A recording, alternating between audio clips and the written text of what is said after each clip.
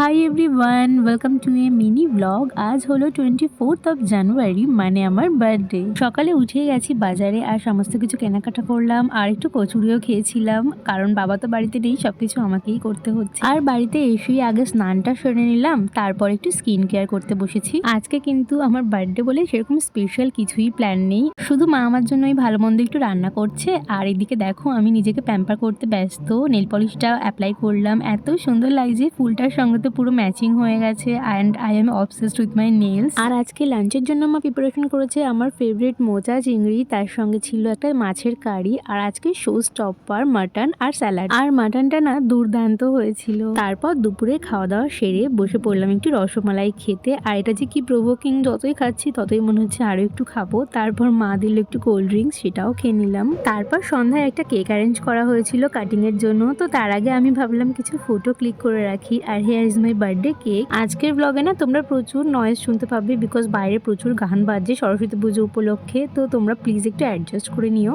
তো এভাবেই ফ্যামিলির সঙ্গে সেলিব্রেট করলাম আমার 2025 এর বার্থডে। ভিডিওটা ভালো লাগলে কিন্তু প্লিজ লাইক অ্যান্ড সাবস্ক্রাইব করে দিও।